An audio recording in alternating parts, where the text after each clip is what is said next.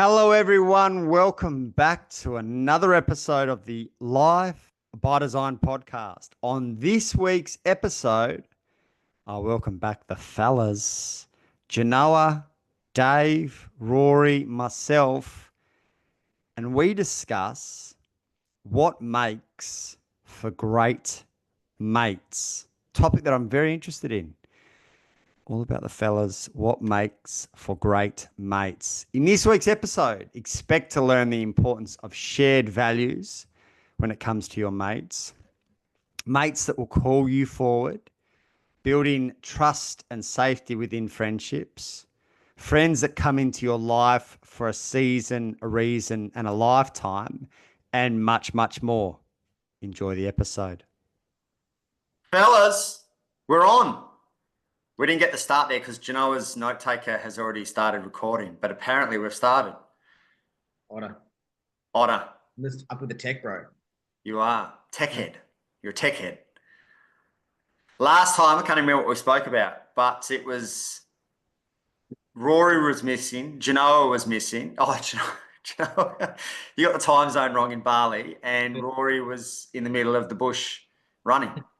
So it's good to have you guys back. Guys, today, talking all things friendships, what you love about your closest mates, what brings about a brotherhood. And the reason I wanted to talk about this was for a couple of reasons. Firstly, I started up a men's business this year, and I've really been I was missing that last year. And even I said this to Janoah, I think I said it to a couple of the other boys. I really missed bromance time last year, in particular group, but also just one-on-one. Shani and I had lots of time with couples, and I love that, but just missed the bromance. So I thought we'd start, and I thought we'd try something a little different today. I wanted to read you guys. You might not care about it, but I want you to pretend that you care for the next 2 minutes while I read you my favorite article ever on the internet. Spargs, I think you like this one because it's by Jordan Lewis, and I think I've shared it with you before. I froth it. You guys might not care for it, but I'm just going to read it to you. So just bear with me. The big issue between being liked and being respected. Luke Hodge has seen over his time in the game a difference between being liked and being respected. The former Hawthorn captain was assessing St Kilda coach Brett Ratton's post-game address to his players in the wake of their loss to the Western Bulldogs last Friday. The club released the footage of Ratton speaking with his Saints players in the rooms, with one of the more permanent quotes stemming from his own experience as a player in a successful Carlton side. Ratton said, "The teams that I've been involved in, there were fucking blokes saying things aren't good enough, lift your game. It's not that he doesn't like you, but we're playing finals football and a spot in the finals." Essentially, Ratton was saying, we've got to ask more of each other. We've got to push, not concede. We've got to ask more of each other and not allow things to happen. Four-time premiership coach and ex-Lion Hodge admits there's sometimes a big issue when it comes to confronting teammates in order to improve.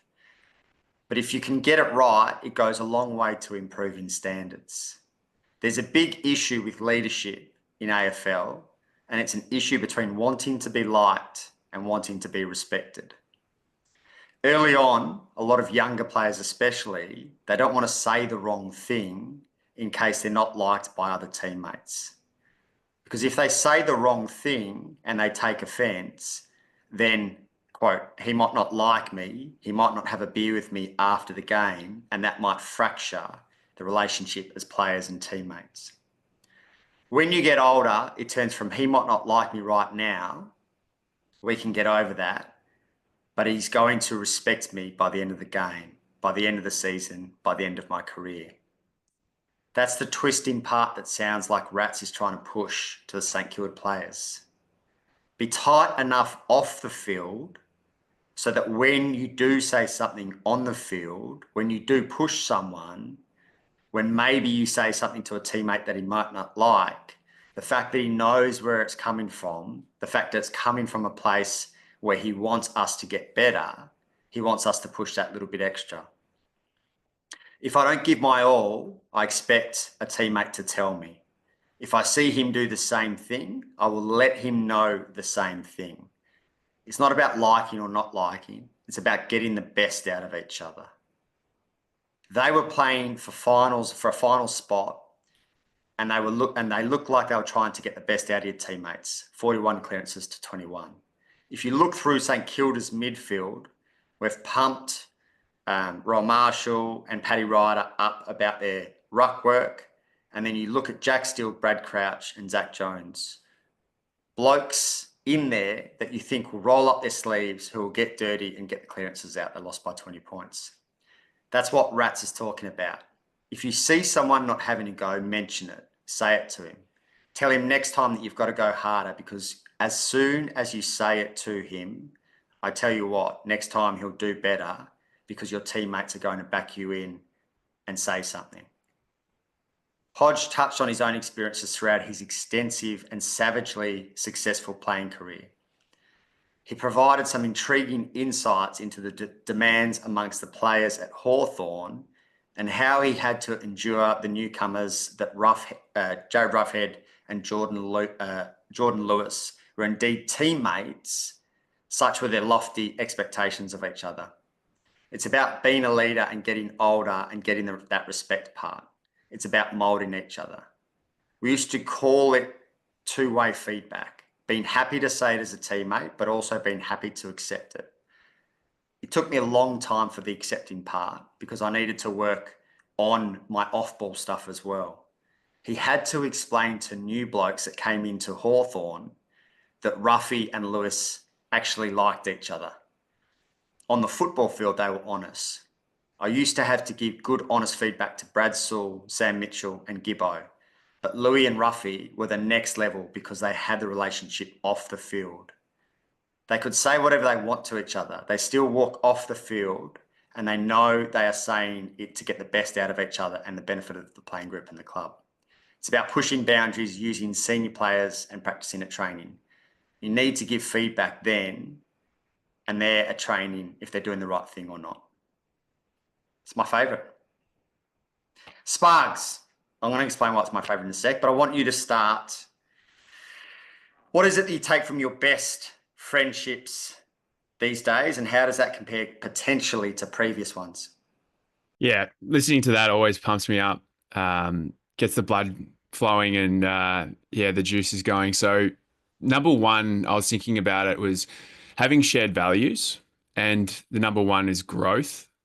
I've attracted men in my life who want to be better men, better version of themselves, exemplary men in life and in society.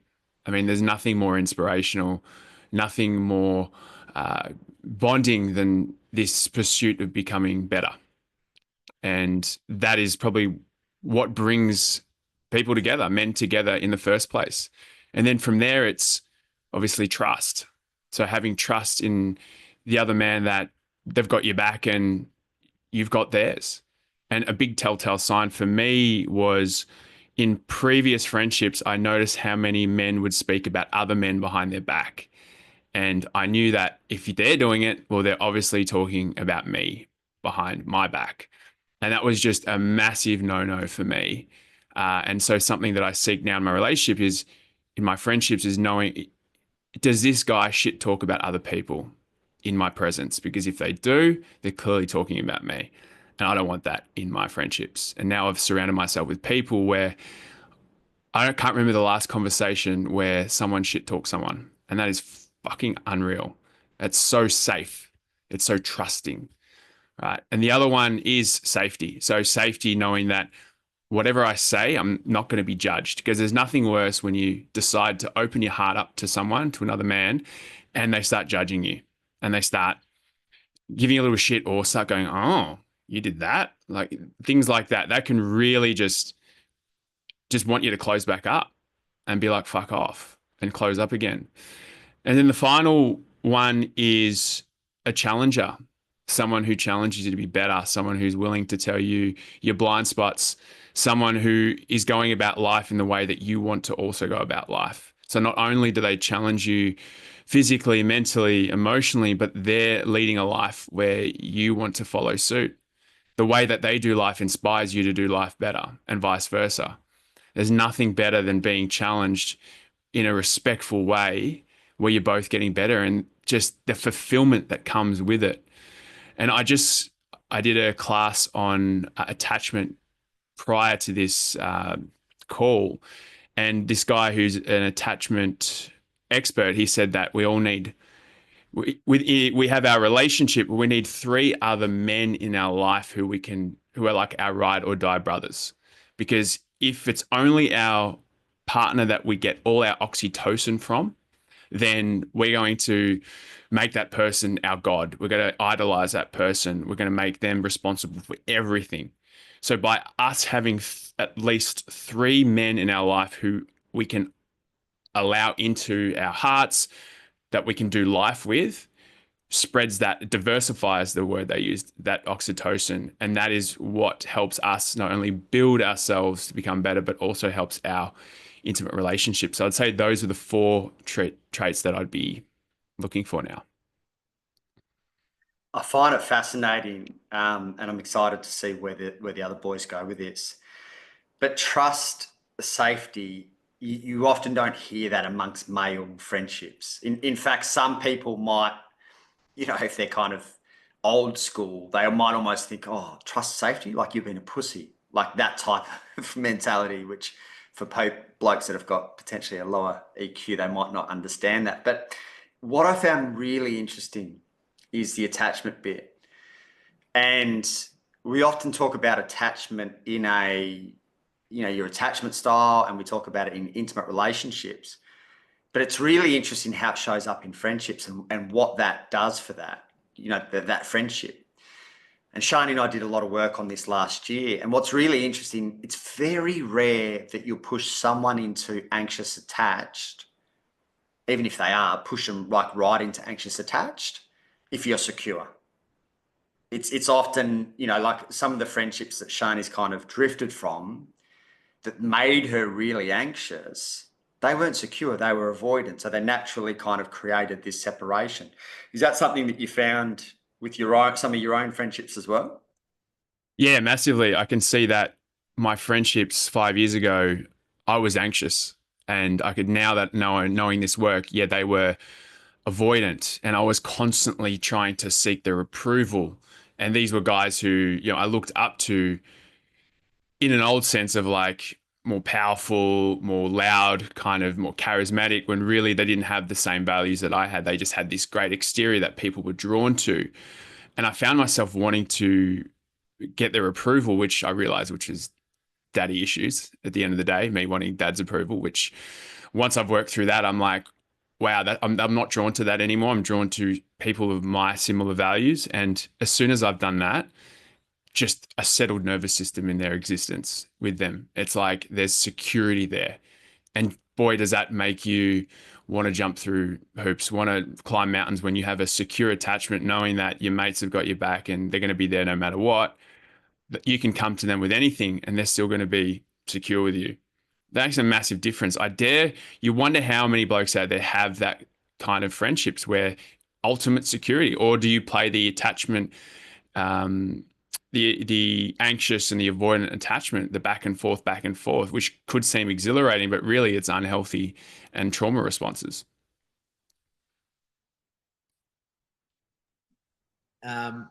So interesting to add on to the attachment piece. You mentioned values, Spargs, and funnily enough, they didn't even really align. Values didn't really cross my mind when I was writing my 3 points. And I thought about how sometimes in the past, that anxiety would come up for me hanging out with some group friends.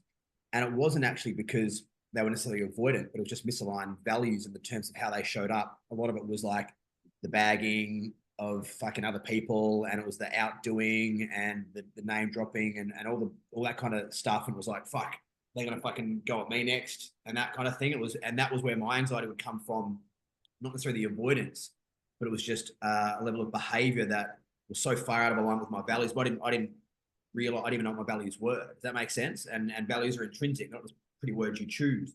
And a good sign of misalignment is when you feel that anxiety, it's like, okay, are they being avoidant, or is there a misalignment of values, and what are they? And it took me a long time, and for so long I was so scared of not having friends, that there was a period of like, I would allow the misalignment to continue, because I was like, what happens with the gap, the space in between, where I don't have, this happens in dating as well, right? You don't have someone to fill the void straight away. And so there's the fear of what's it like to be alone. And so you fucking hang on for too long with people that don't fit. Yeah, it's a beautiful share. Just recognizing those shared values. Like 5 years ago, I was hanging out guys who just wanted to party and just drink and all that kind of thing. And then I realized that's not who I want to be anymore, even though I was that. And then now, as I've stepped into that kind of the growth and wanting to surround myself with those type of people, there was a void there for a while where I'm like, holy shit, am I ever going to find friends again? And you have to sit through that discomfort. And then eventually, as you step more into your authenticity, those guys come. It's just beautiful how that happens. But there's a lot of trust in yourself going, okay, I really have to trust that I've got to look after my values and stay aligned with them. Rory, for you, brother, friendships, brotherhood, what kind of stands out to you? Yeah, a number of points here before I kind of get into the nitty-gritty part, but I believe we have friends for a reason, friends for a season, and friends for life. So I have specific friends that I'll lean on for work support. I have specific friends that I'll lean on for music and nightlife. I have friends that I lean on for trail running. I've got friends from the age of 12 years old that I'm still friends with. So I really think those three aspects are pretty important. It's pretty rare to find a group of friends, if not one friend, who is aligned with everything you do, because we're all so unique and so different. I also believe that we have various circles. So, for example, you got your close-knit group of friends, and it gets wider and wider and wider. I often think about it. My birthday's coming around next month, and I'm like, right, I want to go go-karting. So who am I going to invite? You start writing a list, then the list gets bigger. The list gets bigger. You kind of think you've kind of got your A mates, your B mates, your C mates, and it kind of goes on. I think from my perspective, I'm very much work hard, play hard. I love to work and put a lot of time and effort into my profession, but I also like to let my hair down. I also love to play, and play for me is training, is laughing, it's trail running. Feeling like a child and jumping off stones and running through little lakes and rivers. It's also going to music events in the evening. I get so much joy out of dancing. The days where I'll party till 3 a.m. are kind of behind me, but so I'll drive to a lot of these events, but I still like to be in that atmosphere. So finding the right friends to do that with is quite important as well. So kind of going to what we're talking about, I think values and priorities would be my kind of number one. So your friends that align with the specific values and priorities. And then my second one, I don't really have a third one, but my second one is just support, teamwork, and camaraderie. So a friend or a group of friends who will just support you, who will be a sounding board, someone who can give you honest, authentic feedback.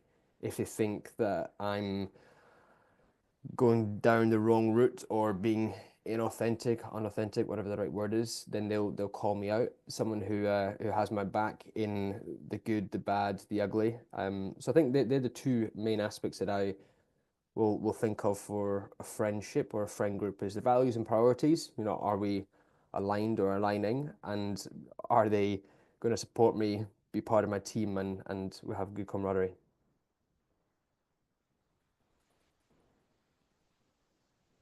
So one thing I really wanted to pick on out of that one, which I think was such a good point you made at the beginning, Rory, which is something I feel even with relationships we might even do, is that to be okay with the fact that not everyone's going to tick every box for you. And how I spoke to before about the point of, some people over time there's a misalignment of values, but they still might kind of serve a purpose in a way. And just because a guy doesn't necessarily want to grow and evolve and do personal development like you do, he must still be your guy that you go and have such a fucking great time out in the town with and dance with. I don't know how good your dancing is, where I was picturing you doing that because it made me happy too.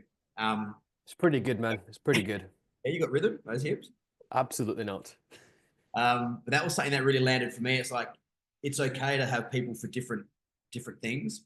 And just because you move in a different way in one area doesn't mean you have to suddenly cut all your old friends and be like, hey, that's another thing as well, where I've noticed with people in the past where they're suddenly maybe up level and it's like they suddenly cut everyone because they're above everyone. It's like, no, you've just shifted a little bit, but still value that person holds in your life. So yeah, I just wanted to reinforce that. I think is actually something to really be aware of, that you can have multiple friends that serve multiple purposes, and that's totally sweet. Yeah, man, I appreciate that, and I think it's important to know and be aware, what friend or friend groups tick what boxes for you. Exactly as you mentioned, like the friends that I will run with, may not be the friends that I work with, and vice versa. And we're always changing. We're ever changing. The Rory who I am now is not the person who I was 5 years ago, and I've evolved. But equally, my friends from school, from the age of 12 years old, still know me for my deep essence of who I am and who I've been for the last 18 years. So it's often a strength, and the strength of a bond through time can be really powerful as well. Rory, I'm just curious. Out of your different circles of friends that resonated a lot with me, is anyone aligned with in all those groups with you, if that makes sense, or are they completely different? Yeah, I definitely do have a few friends who I could lean on for, for example, nightlife, trail running, business, emotional support. So yeah, I definitely have a handful, but not a huge amount, But I also know that from a personal perspective, I'm a pretty complex person. I'm like, so to tick all Rory's boxes, you're gonna be a bit of a fucking weird guy. So I also wouldn't want anyone to tick all those boxes. So there's definitely a handful, and I hold them close. But yeah, it's I also find as we get older, as I'm sure we all know, life, life kind of is a bit more of a sieve, right? And it becomes more refined, for no better word, where people have partners, they get married, they then have kids, so things evolve and things change. I'm still living the bachelor life, so I'm still out and about. I think the thing there before we go on to Janoah is I've learned a lot from like Janoah and Shani in particular, probably over the last 5 years, just in how to transition friendships or knowing the role that people play as we grow. And I think I haven't got to the core of it. In fact, it's top of the list with my next MDMA journey to really make sense of what happens for me when I part ways with people. I think it's some kind of abandonment wound. But one thing that really helped me, which you gave a little bit of time to, but I think it's significant, is really deeply understanding the season, reason, or lifetime. And the reality is that you're probably going to have 5 people for a lifetime. When I left Sydney, I'd never heard of that. And there are a whole bunch of people that I interpreted, because we had developed such a relationship in Sydney, that they would then follow me on the journey in terms of our friendship being really strong. And I found myself getting a bit resentful and carrying that because I hadn't clicked that they were there for a reason, or as the season, the Sydney season. But that's really helped me identify the 3 or 5, and knowing that outside of that, people will come and go. And I don't think I'm completely at peace with that process yet. I think there's some deep wounding that I need to move through. But that has been as effective for me, that understanding, as any. So I really just wanted to speak to that. JV, what do you got? So the 3 main points that came up, and then a 4th, which was around a similar interest to grow and to learn and to be better and to build. Evan really spoke to that quite well. strong one for me was always around loyalty. And what loyalty means for me is people have got you when you're great. They've also got you when you're shit. Because that's the key piece. It's all well and good to be there and have fun with people when they're at the top of their game, but when they're not and they're still there, there's been a bit of a fear of mine where people, when I'm fucking on, then it's great. When I'm not at my best and maybe not treating people the best way, for them to leave. And I've seen over my life in the past, since I was, 16, 18, there's only been a really small, like handful, couple of people that have stood the test of time. And and loyalty also means is that they will not allow you to go down the gurgler in the sense of I think it's a disservice to someone who you so-called love to not call them out or put things to them that you see could be holding themselves back or could be causing damage or way they're behaving, that could be a blind spot, because no one wants to, behave in a non-ideal way, right? And whether it's to you or to other people. And I've had mates over there, some of my closest, who've had because also now I'm quite reasonably receptive. Like I can take things and hold it, but that's only become more recent, right? Well, prior to that, I was, fucking fiery and so like big-headed and single-minded where, if someone would have called me out on something, there'd be a very defensive or attacking response very quickly. And so I think loyalty is also the ability with love, obviously it's a way of communicating it, but to speak the truth to people, even if it's not nice, but that's actually coming from a place of, it's because I want you to be better, and I don't want you to treat other people this way and lose other friends or do damage to your business, whatever it is. I think that's what sort of loyalty means to me as well. And also not being precious, i.e. you don't have to speak every day, you don't have to fucking, like you just know they're there. Like we won't speak for months, it's fine. And that's that security you're speaking to around the attachment piece. That's the security piece, right? You just know they're not off cheating on you with other mates. Like they've got other mates too, but they've still got you. The other pieces around integrity, in the sense of I really struggle with flakiness. Like if they say they're going to do something with you or for you, like they fucking do it. And if they can't for whatever reason, there's full ownership around that and why and there's a pretty clear explanation. I struggle with someone. I'm like, hey, just want to do this on Friday, and then the back of mind, I'm like, but am I going to get the text on Thursday saying, oh, sorry, I can't or whatever? And then also with that integrity piece is knowing that they will always do the right thing, not only by you, but by themselves. Because often that people, for example, they have a certain belief to you, but then they're in a group scenario and suddenly what they say is like, that's not what I recall you saying to me. And that makes me go, well, okay, if they're willing to flip that quickly on this, what other things have they said to me that they're also flipping on, when they're influenced by others? And that can be hard, especially around, trying to put impress the lads and all that kind of thing. But that's something that's super, I've been I've done that in the past for sure. And it's, you notice it now. And that's something for me super, super important, is to know that what you get from them to you is what you'll also get from them, even when you're not around. And that's that honesty piece, which is really a big one for me. And then also and the ownership piece. And the ownership piece fills into the third, which is around the self-regulation and awareness. Like it's almost like an EQ piece, right? Where people can hold a reaction and give themselves space to sort of sit with it and go, okay, what's my response here? That I don't align with that. Maybe it feels like it's attack on me, and then respond from a different place, as opposed to someone who isn't able to reconcile that in their mind and I'll give you an example, an example of actually, I don't have that very often in my group. And recently I dealt with someone which reminded me of what that can feel like, where he was behaving in a way that he probably knew wasn't quite right. And it was to do with sort of money, that he wasn't doing the right thing.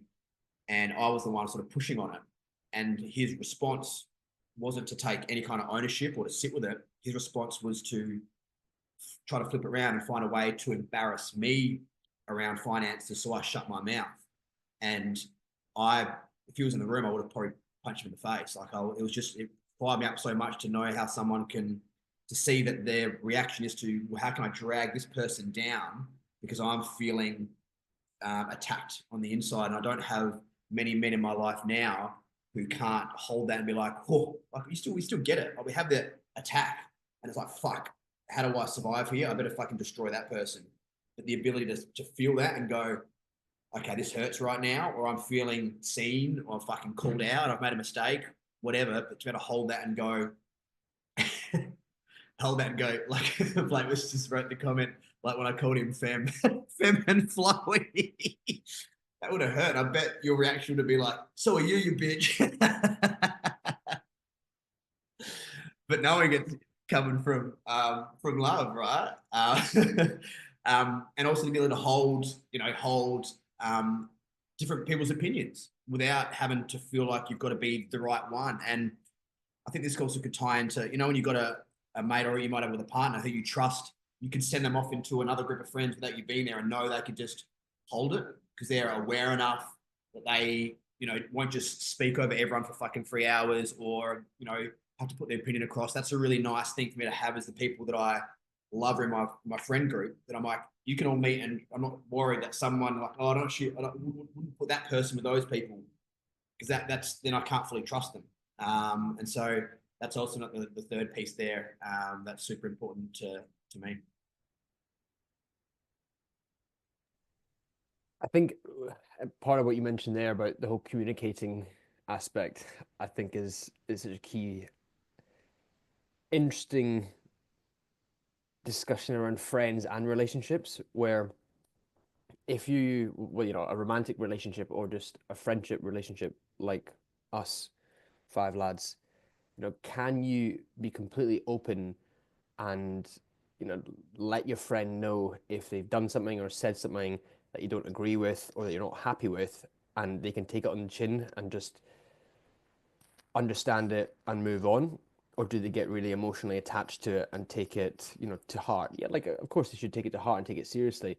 But like, I know with my closest group of mates or my closest friends, I can be completely honest, completely authentic, as I think the five of us can be with each other. And we take it, we learn, we understand, and we move on from it, as opposed to taking it to heart and getting emotionally attached to it and being in a fucking grump for 2 or 3 weeks.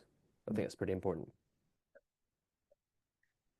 Yeah, I wanted to jump in, Jay. Your first point really struck something with me. I'm going to call out a behavior that I used to do, was when you want mates who not only there for the good times, but also those times where at your lowest. And I reckon in the past, or I probably still do it, where I unconsciously test mates to see if they're going to be there when I'm at my lowest.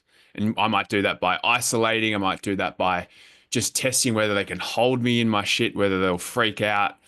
And I think it's important to note, like, when we're doing that, and I know that I've done that in the past, but also, it shouldn't have to get to that stage. You want to feel that comfortable with someone, have someone there who can, demonstrate that they're willing to be there with you during those times, but also owning that in yourself when you might push people away to test them whether they'll come back. So I just wanted to call that out because I know I've done that in the past, and that comment you gave just about someone being there when you're at your lowest, we really need that. Like, more, we really, really, like, it's a massive need for me. I didn't realize how much it was until I learned the behavior of me unconsciously testing people to see if they would stay. So thanks for that. It's a really good Toxic bitch. good highlight, and it's actually a really good point around the testing and the isolation piece, because I think about now how I might respond to that. If, say, I notice someone's not messaging me for a few weeks, my initial was like, well, fuck you. I'm not gonna fucking call you first because I called you first the last fucking 4 times. When to sit with it and go, wonder what's going, like, maybe what's going on for them. And I know we speak of this momentum a lot, the ability to be seen, heard, and understood. You just highlight that then, like, to have it with mates, to know that you can call a mate or walk with a mate and be like, I feel like a piece of shit right now, or I feel fucking embarrassed or whatever, and just to be like, cool, man, I got you. And that feeling is fucking, it's just like, oh, it takes such a weight off the shoulders that you have to sit there in your room and fucking stew over it by yourself or dump it on your missus. Yeah, good point, man. I just wanted to talk to this loyalty piece as an extension of what both you and Sparg said.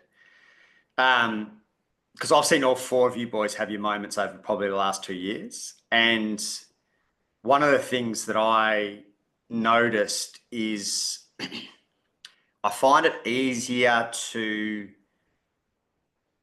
have empathy and support you guys because I've had my moments. Whereas if you haven't been there, it can be challenging. For example, once upon a time when Janoah had his moment and there were some behaviours that weren't necessarily his best behaviours, which is hard to believe, I know, you just have those little moments. It was easier for me to understand what was going on for him than someone who hadn't experienced that rock bottom. For example, it's very easy for us when we're like at rock bottom to be in survival mode and therefore shop a bit selfishly or not considerate of others. And I don't know about you guys, I'd be interested in your thoughts on this. There's a lot of people who, if they haven't been there, make it about them. Janoah's been selfish, Evan's been selfish, he hasn't contacted me, I always have to contact him. And because they haven't experienced survival mode at its deepest, they don't actually understand how dialed in, like you just don't have capacity for other people. So at a time where all of us, all five of us have been there, at a time where all five of us have needed the support, often it's actually less because people have found a way to make it about them, take it personally, make some kind of story when really that's the opportunity to lean in. And I've seen a couple of you boys go avoidant on me in those times. And I've seen a couple of you boys kind of open up and again, not to like the most important thing in those moments is not to make it about me at all. And I'll be interested in hearing from you guys as to what you needed in that moment. And we'll go through this individually and then we'll get back on track. But I just think this is really significant. The reason I'm interested in knowing what you needed is because at each of those times, despite seeing behaviors from all of you guys that weren't necessarily the best versions of yourselves, I was also mindful that probably what you needed in that moment was support and not necessarily be challenged. If you sat there for an extended period of time, I would have come to you and gone, all right, let's get out of the fucking mud and get going. But to allow space and time for you to bring yourself up and out was my interpretation of what you needed then, as opposed to challenge you when you probably already feel like a piece of shit. Every kind of every little molehill feels like a mountain. So I'd be interested for you guys as a reflection, just because I've seen it in each of you over the last 2 years, what you think you needed in that moment from a support point of view. Dave, Harvey, go first. Mate, that's a good one.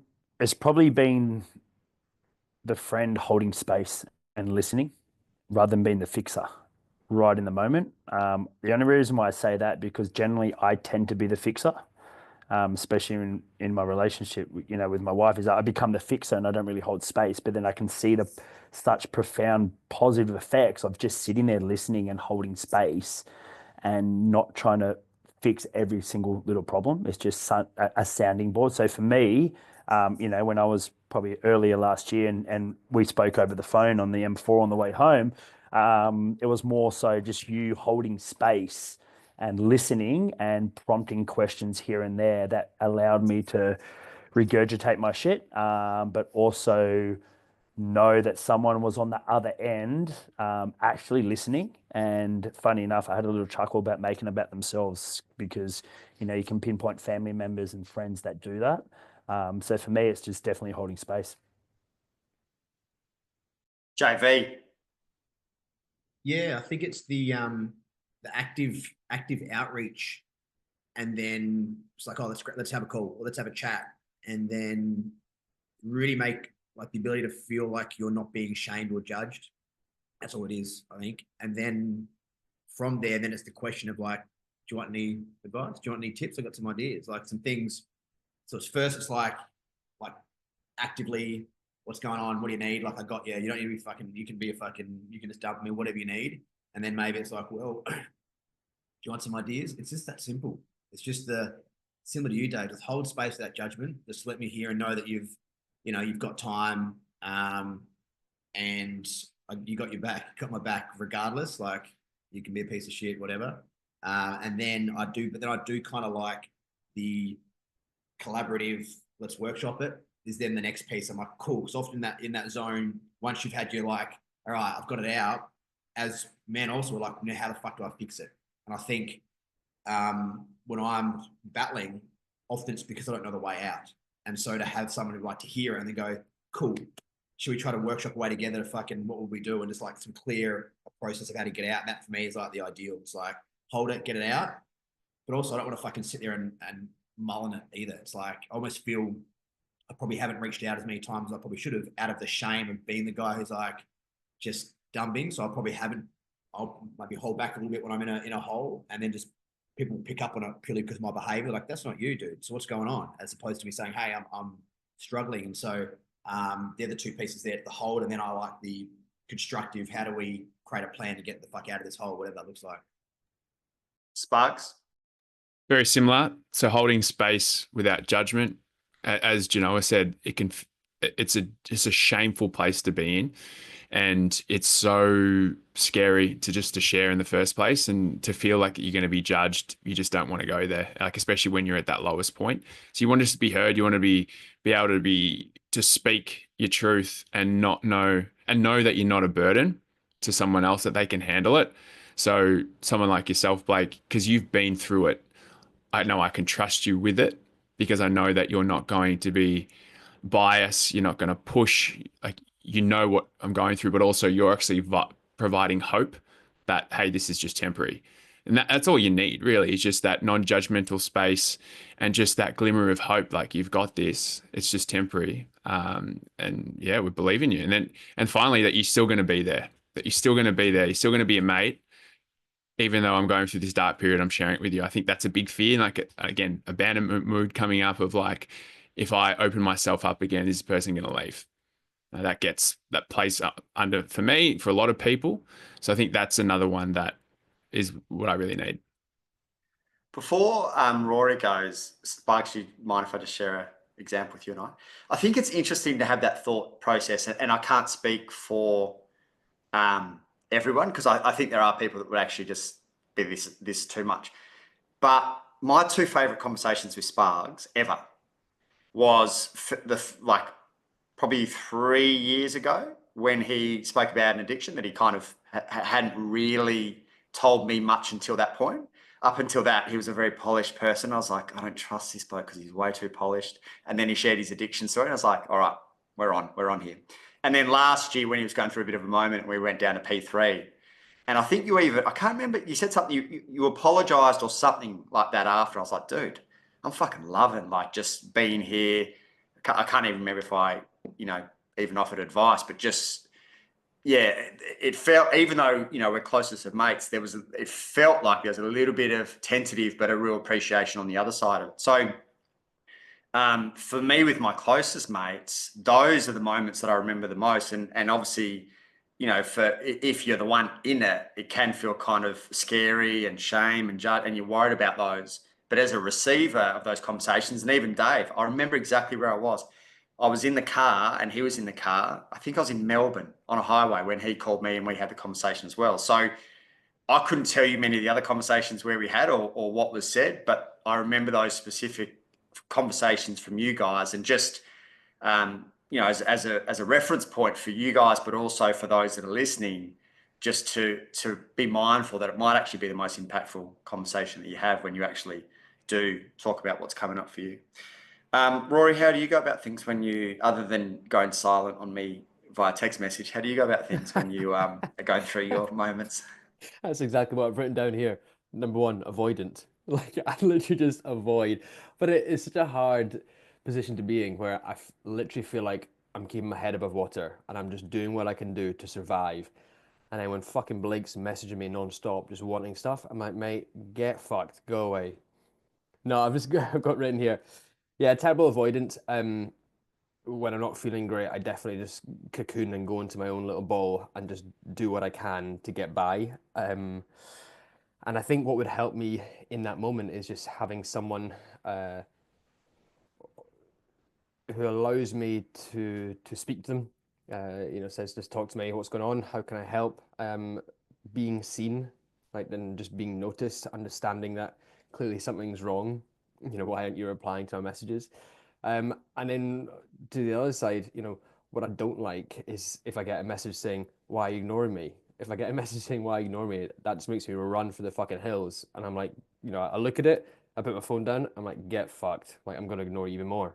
So it's like, and I know that's just typical avoidant traits. And I do come out of these little low moments, for no better term. But I think just number one is just being seen, allowing me to have the space to kind of speak, communicate, and then growing from it. I don't want to just, similar to what Janoah said, I don't want to just sit in it and cry and speak too long. Let's talk about it, discuss it, and then move on. How can we move past it? I feel like, and it's interesting all you boys sharing that, I feel like the big difference, having spent a number of years with you boys, it'd be interesting to just, like, in one short sentence, see if you resonate with this or not. But I feel like I'm very empathetic. Some people would question that, but I feel like I'm very empathetic up until a point. So if you choose to continue to sit in it, that's when I might start to kind of pull. Like, I'm empathetic, and hopefully you boys feel like I've been there for you guys when you've needed it.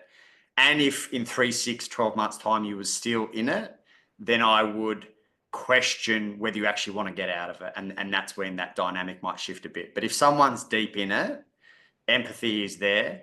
I just want to see them and they might have to sit in it for a moment. They might not have the answers. They might have to sit in it. But if you actively over an extended period of time are still sitting in it, then I get to a point where I'm like, okay, this is a choice. And therefore dynamic has shifted a little bit. Rory?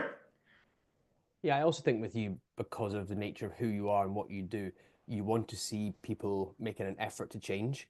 And if people aren't changing behaviors, lifestyles, patterns, routines, then I think you as an individual would just get a bit sick of it.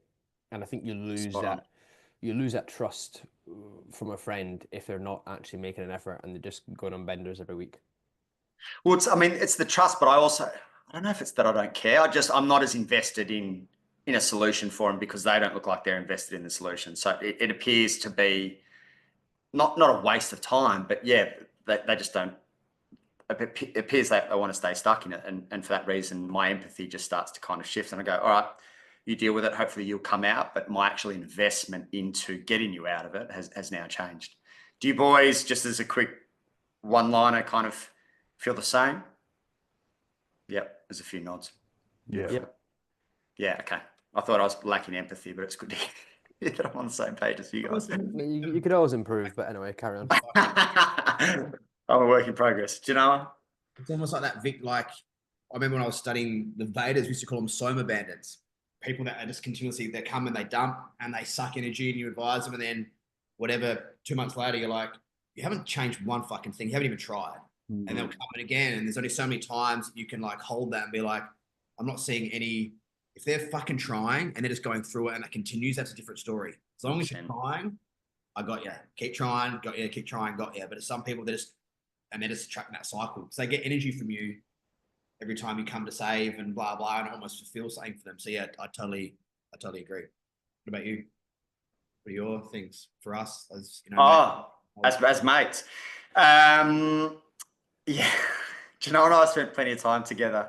So that integrity piece and the flakiness is something that I really struggle with. It's really interesting, and you boys gave some examples of, old friendships and new friendships, and the evolution of your friendships and how they look different. And there's a really kind of, for me, clear line in the sand. I mean, you guys know it, but the line in the sand is really like the Sydney version of me and then the Byron version and what has evolved as a result of that. I think the other thing that hasn't been spoken of is, in terms of my best friends, it feels really challenging for me to want to be vulnerable in whatever capacity that is, if I feel like they're competing or comparing to me. So if I look at competing with me is very different. Like if Dave and I are doing a workout or Rory and I are going for a run, but comparing or competing against me, just feels different because there's this just little energy of like one-upping the other person, and it just doesn't feel safe to me.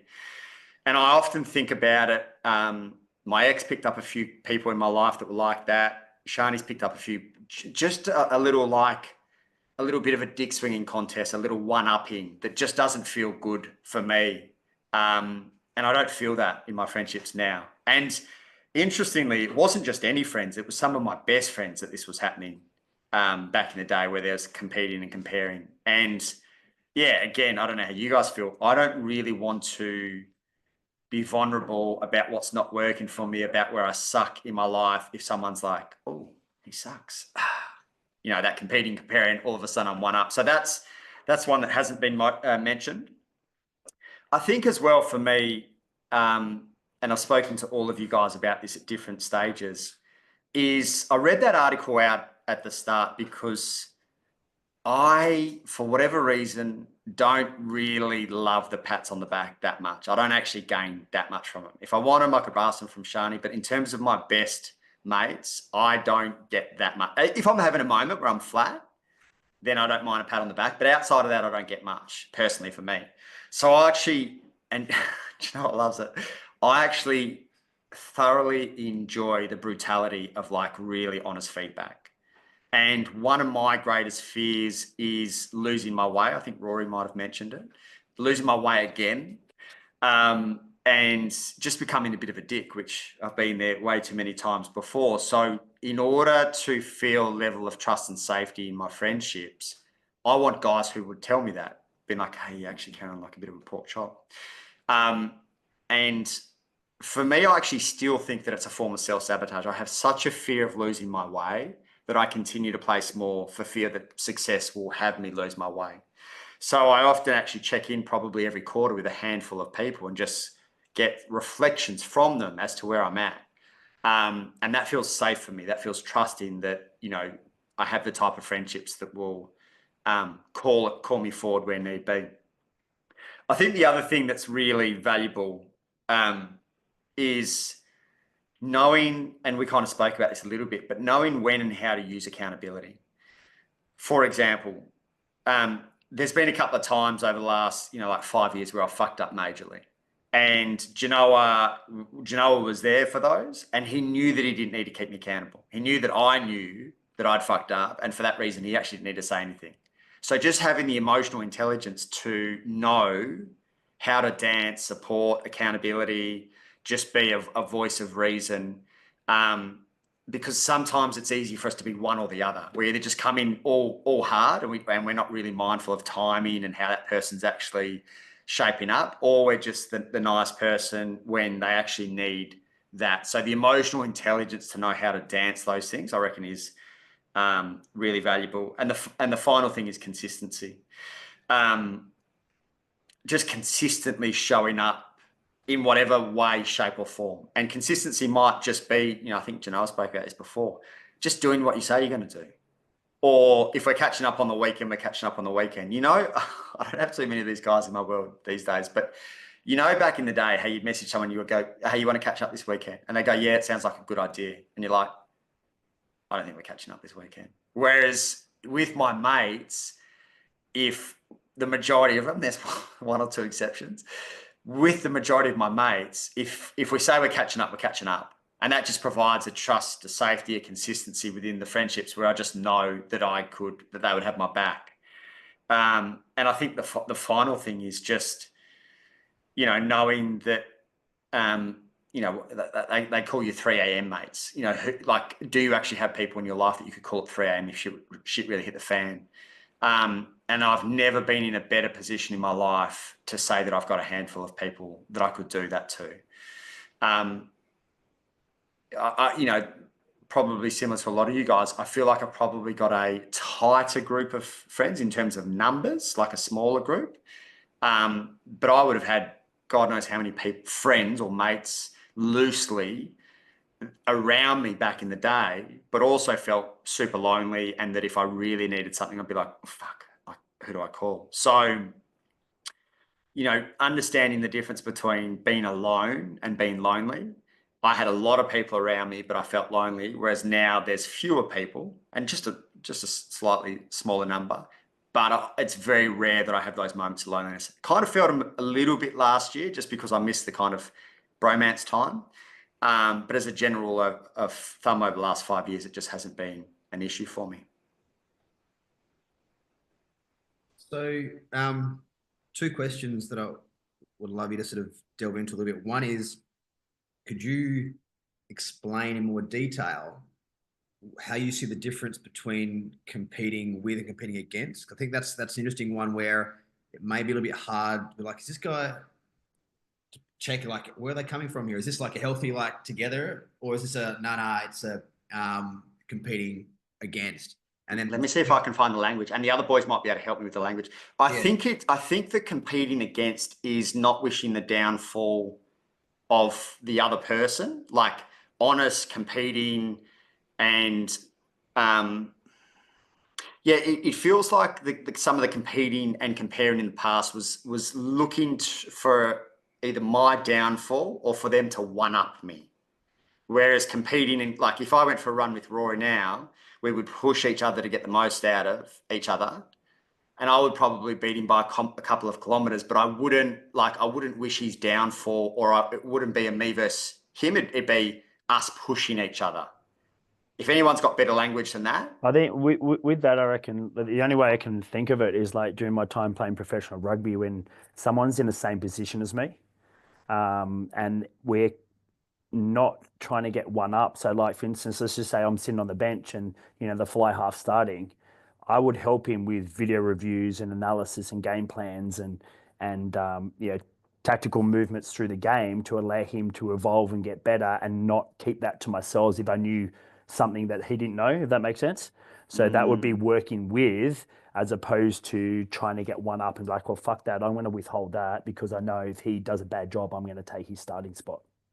So more so giving knowledge and content and insight into a specific subject to allow them to excel, because you're going to excel at the same time.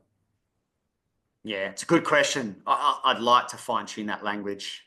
Rory's got a thought before you come back for your second question, JV. I just want to be clear to anyone who actually listens to this podcast that I push Blake up the hills and support him in all his running endeavors. So I was actually going to ask, I've called you out a couple of times, not a huge amount, but maybe a year ago or 18 months ago, just about, I didn't think what you're posting on socials was aligning with who you are as a person, and I didn't think it was going down the right path. Because I did that with you, did that strengthen your trust with me? 100%. 100%. Here's the thing, and this is the reason I read that article.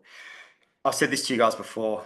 Apologies for my language, it's about to come out. I would prefer you guys to call me, I feel safer when you guys call me a cunt and tell me why, than just to pat me on the back and pretend everything's okay. That doesn't provide any kind of safety for me. So Rory, you're probably my best friend at the moment because you call that to me once a week. You are a cunt. You never tell me why or give any kind of feedback. You just call it to me. But that's how I feel personally. And that's, for me, the real difference between being liked and being respected. There's a respect that comes in the tough conversations. And Janoah's pulled me up, God knows, 50 odd times over the last 5 years, I reckon. And each of you guys have in your own different ways as well. But that, for me, creates a huge amount of trust and safety. And Janoah, by his own admission, I think, would probably say that previously he was a nice guy, and him and I would clash a bit, but generally he'd kind of pat me on the back. Whereas now he'll be very honest and forthcoming in saying, hey bro, you're not showing up here, or you need to do this better, etc. So for me, it's almost the number one trait for me from a friendship point of view, people calling that. Here's what I don't understand, and I'm sure all of you guys have heard conversations like this, is I believe that if I let you go in whatever context that is, that I'm letting you down. That's how I see it. Like the best love and care that I can have for each and every one of you is to not let you go. So if I see something on social media or I see a behavior in friendships or relationship or whatever, the majority of people would just let it go. Hey, it's unsolicited advice. They're more interested in being perceived as nice or not rocking the boat. And in a lot of dynamics, they probably couldn't, because they would rock the boat and it would unsettle their friendships. But if I see something for, let's say, for example, one of you showing up on social media, I'm like, fuck, this is like, what's going on here? Or it's not helping their brand or whatever. For me to sit back and not say anything is doing you guys a disservice. And I think I've probably had a conversation with all you guys at some stage about social media, or at least opening the conversation. And something I said to Spargs and Janoah, but I would open that to Rory and Dave and a handful of my friends, is I give you the right of way to give me unsolicited advice. And this is part of the reason that some people won't speak, is because it could be unsolicited advice. But I give a small group of people, my closest friends, the opportunity to give quote unquote unsolicited advice by coming forth, even when I haven't asked for it, to speak to whatever is there to be spoken to. So I think that is a real reason why a lot of people won't voice their concerns, because they're like, oh, this is unsolicited advice, they didn't ask for it. But I'm open for that. JV, did you have a second question? Yeah, it was more similar to the one that we all answered, but you didn't yet, in terms of from the guys around you, because you're an interesting one where there's this sort of masochistic piece where you love the pain and you love the challenge, but I've also seen when you're in a bit of a hole. But I think this, for the guys and for all of us to listen, like, what's your take on how do you like to be like supported when you're in it? I think it's to come in with the support before the challenge. If you come in dry on the challenge, it can be a little bit jarring. I think the other thing, and again, I've seen it with all four of you boys over the last 2 years, if you're really in a hole, generally there becomes a level of dissociation and a lack of awareness. So sometimes you're in a bigger hole than you realise. And I've seen it, Sparks, I've seen it with you, Dave, I've seen it with you, and Rory a little bit, because he goes avoidant, it's hard to kind of really gauge where he's at. But I've seen it with Janoah a couple of times, where he's like, oh, things are all right. And I'm from the outside seeing a very different story. So sometimes it's just bringing to light, like, it makes sense for us when we're in survival mode to disconnect or dissociate and not know how we're seen by the outside world and by people that care for us. So I think for me, in my moments, Janoah, you would see me through a different set of lenses to what I see. Like, I wouldn't see myself clearly in those real tough moments. And I often wonder how I was seen when I was really rock bottom, because there was such dissociation and disconnection from who I was that I would have no idea how I was perceived outside, other than I would have just been this walking zombie that was just kind of floating around. So I think it's to come in with the support and the challenge. And again, to kind of piggyback off what you guys have said, if I sat in it for too long, a little clip around the ears, I think is fair. At least that's what I would appreciate. So yeah, hopefully the listeners can take something from how to navigate those situations. Dave, Harvey. Friendships. Mate, geez, they evolve. I tell you what, none of you boys got kids yet. But as we grow, what I've found for me is that they definitely shrink, and definitely that bubble becomes much smaller. But there's 3 big points for me. A lot of you boys touched on it earlier, but first one's loyalty. So for me, it's just having that reliability and that trust from your mates to basically just show up. Some of the resonating with a lot of stuff is like showing up through the good times, showing up through the bad times. Literally being there day in, day out, whether it be text messages, whether it be, phone calls, or whether it be actually in person. It's just having that loyalty, and that loyalty kind of stems into no judgment in the path that you take, unless obviously getting caught up, the routes that we choose, the careers that we take, they're always there for you. So loyalty is big, but then that kind of segues into dependability. I'm massive on friends showing up, whether it's big or small. They're not just showing up for the big occasion. All right. So they're not just coming to like, oh, fuck yeah, this is on, there's a big crowd, I'm going to turn up. It's the mate that, and you'll get this soon, Blake, it's the mate that rocks up to not just the first birthday party.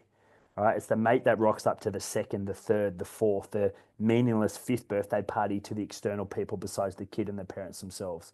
It's the mate that he lives an hour and a half away. It's like, yeah, I'm coming to your kid's fourth birthday, which is, I'll be there for an hour and then I've got to drive home an hour and a half. It's the dependability there of them consistently showing that integrity. Mate, that's massive. And the reason why I say that, I can pinpoint only two people, two mates, and that's how small my circle is in regards to that, who would travel at a drop of a hat for our family, for ourselves, which is big. And not only that, but like if you're in trouble, they'll get in the car. They may have kids themselves and they'll get in their car and they'll come and help you. And the text messages will always finish off with, let me know if you need anything. We're always here, or we've got the Harveys. And that's big for me. So loyalty is massive, but it's that dependability and that ability to consistently repeat those actions as opposed to just doing it as a one-off. Because nothing pisses me off more than, and I struggle with my integrity in the past year or two, and Blake called me up on that quite often, and I feel like it's nice and strong now. So that really pisses me off now. It's like when someone says they're going to do something and they don't do it, and I can see why you got a little bit of ants in his pants. But honesty as well, mate. Honesty is big. I've got a mate that I lean on really well in that regard, and then I get advice from him. He doesn't really have a niche or an interest in anything I do, except sport. And he's my best mate, but I always lean on him because he'll always play that devil's advocate. He'll sit on the fence. He'll give me advice, what he genuinely thinks, and then he'll give me some form of, he'll warrant questioning in and around the path I'm taking, what I want to do, whether it be business, whether it be personal, whether it be family orientated, whether it be, selling the house, moving, whatever it may be, and the impacts that it may have on, our family. But just having that ability to tell me not what I want to hear, but make me critically think what I'm trying to achieve, or the objective that I'm chasing. But a big one for me as well, like on top of that, like those three are massive. Like it's the natural attraction of friends. I resonated really well with Rory there about the seasonal friends. Like we've got a group chat. I've still got mates from school. I've got mates from rugby. I've got my closest mates, but it's the natural attraction and natural growth of friends where you're going to lose mates. And fuck, I got a good story of losing, one of the mates that did the speech at my wedding. And that's it. Maybe that's for another podcast. Because mate, it's wild, but that's how it evolves. And it's not getting too stuck up on that era, and making sure, for me, it's making sure, fuck, that was epic. Why don't I have that anymore? We move on, we evolve. Mate, fuck it, it's good. Like mates are mates, and you should have pockets of friends. In regards to what Rory's chatting about, you should have your pockets of friends that you can call up about sport. You should have pockets of friends when you're at fucking rock bottom and you can call. All right, we should have these dependability groups with lack of judgment. That's, again, speaking back to what you're speaking about, Blake, that we're not getting on top of or trying to beat someone else, and friends pushing friends. Like, for instance, Spargs. I know, Spargs and I had a fear of talking to the gram. And Sparks be like, all right, mate, I'm going to do mine, and, make sure you do yours tomorrow. And just little things like that play a big role. And that brings, that just comes back into it. Be honest with each other, be dependable. And for me, just show that loyalty week in, week out, which is fucking big. Dave, I hear you, man. I don't have any kids that I know of anyway, but when I got my puppy when he was, under a year old, so he's a little devil, like the worst dog in the world, just really, really hard work. But puppies look very cute, right? Very similar to babies, I imagine, but babies can be quite challenging, as I'm seeing more and more with more of my friends having kids.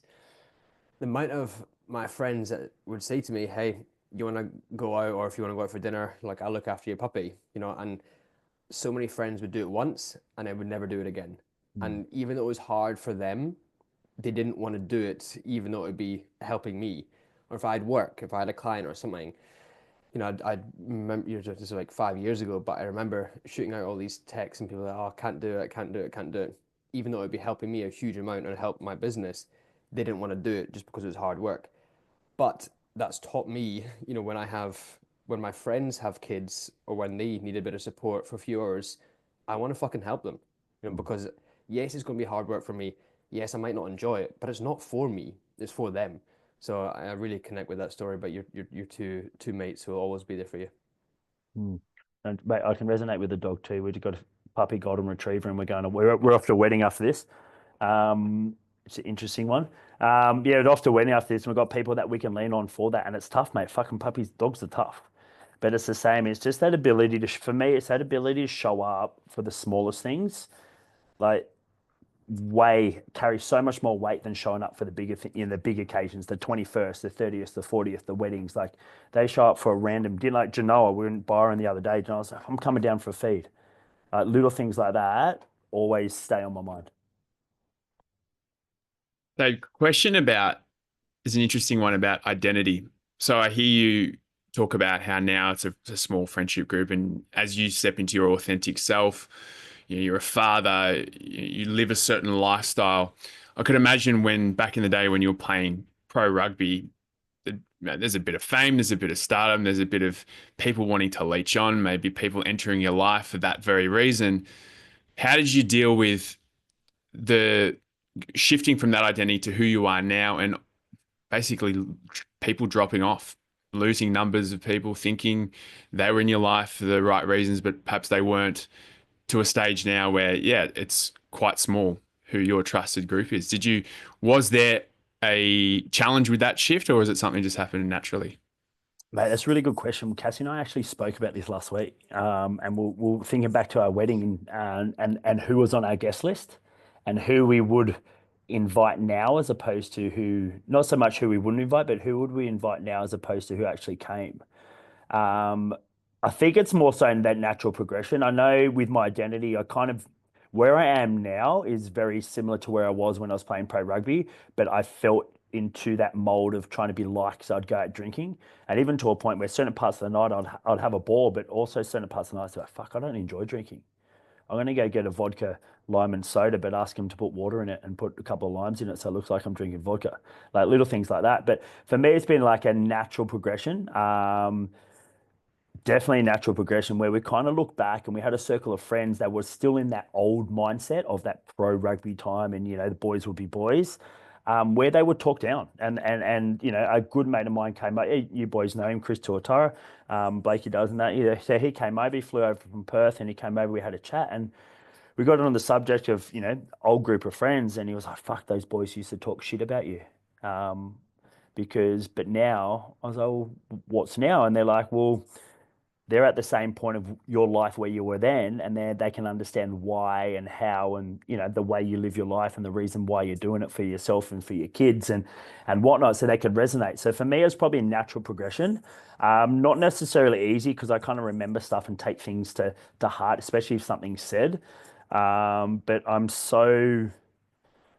I think that the experience is built over that transition, and knowing who your real friends are and doing the work is that, like, I'm just like super comfortable, like who I am, who I want to be, and who my friends are, and who I will actually call up and be like, hey, I'm in the area, let's get a coffee, or no vodka, let's get a coffee and have a chat, as opposed to like that old group of trying to leech on and trying to turn myself into something to impress, be like you're supposed to, trying to impress someone else, whether it be through drinking, whether it be through chat, whether it be through, I'm not going to say stooping, but coming down to their level, just to gain recognition, because that kind of fits the mold of that group. But yeah, probably more of a natural progression. Final thoughts before we wrap up, fellas. Just two things that I found really interesting, Dave, off the back of what you said. I don't know about you guys. Maybe you can give a quick 10-second spiel if it resonates. But I used to have really bad social anxiety up until probably 5 years ago. And what was really interesting, and you hear so much about social anxiety and anxiety, but interestingly for me, it disappeared when I changed my circles. So was it social anxiety or was it just the circles that I was mixing in? But I found that really interesting in terms of, people take medication and whatever it's for social anxiety or anxiety. I'd be really interested to know for some people whether it's actually an environmental piece. The second thing, and I'd love each of you guys to give a real just quick download before we finish. Something, Dave, you said, and it was obviously from a well-intended friend, was let me know if you need anything. Now, I find that to be a well-intended message, but so ineffective because no one ever reaches out. So for you guys, when you think about those moments, what is it that you need? For example, I know when Sparks was having a bit of a time, we went and did a P3 session. Like that was, for me, I would assume, Sparks, correct me if I'm wrong, a lot more effective than me writing a message when I'm in Byron Bay going, let me know if you need anything. But for you guys, if you can think back, or even if you had an example, what is it that would have been more helpful than a well-intended message of let me know if you need anything? Rory. Yeah, I think just being active as opposed to passive, just saying, let me know if I can help, which I'm guilty for as well, if I'm being honest. I think most of us are. Just saying those words in a text isn't doing anything. It's the kind of low-hanging fruit. It's the easiest thing to say, and you're kind of telling yourself, it's a psychological trick, being like, hey, I'm helping this dude. It's like, no, you're not. You're just doing the easiest thing possible. What I think would be more beneficial would say, hey, I'm going to give you a buzz. Let's have a quick catch up, or I'll come pick you up. Let's go for a coffee. Let's go for beer. Let's go train. Let's go run. Actually taking action on it as opposed to being passive.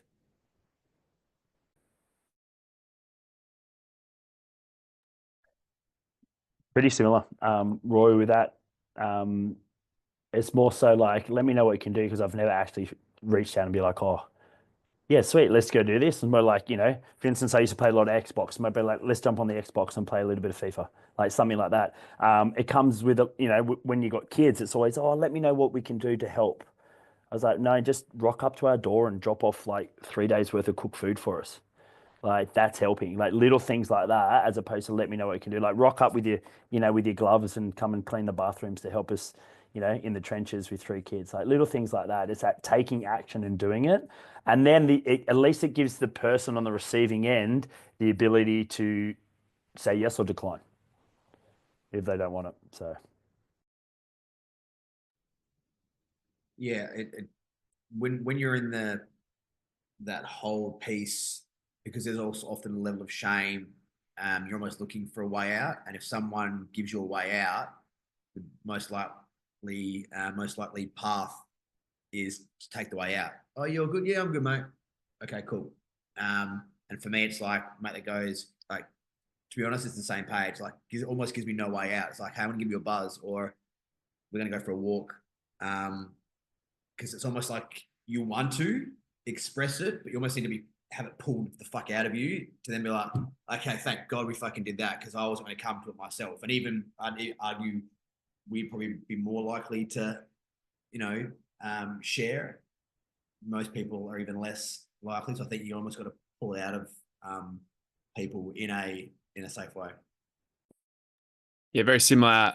Active. What I like is when someone's like, I'm going to check in again next week. Like they're willing to go, I'm going to commit to another action. So whether it's, hey, I hope you're well. I'm going to check in again with you next week and see where we're at, and maybe organize something. So like it's setting that next touch point is really comforting. And it's also the same as when someone says to you, oh, let's catch up soon. Like, what does that mean? Isn't that just the throwaway line? It's like when someone says that to me now, I make a decision. I make a decision whether, okay, if I really want to catch up with this person, I'll go, how about Sunday? How about next week? Versus, oh yeah, for sure, whatever. And then you'll never hear it again. So it's like, I'm cutthroat on that. It's like, if someone says, let's catch up soon, I'll propose a date straight away, because often they don't, but they'll throw that line. We should catch up soon in the comments section of one of your Instagram posts is one of the lamest one-liners on planet Earth, I reckon. Why do you always say it then? I hope none of us say it. And if you do, cut it. Fellas, that's unreal. And yeah, it's no one better for me to have this conversation with the new guys because you've been such a good support to me, in particular over the last 5 years. I've obviously known Janoah longer than the rest, but it's good to be able to get insights from you guys as to how you do friendship because each of you do it so well. So awesome chat, and we'll be back in probably another 12 weeks' time for another topic. Thanks, mate. Go fuck yourself. I appreciate you, Rory. Good chat. Shit.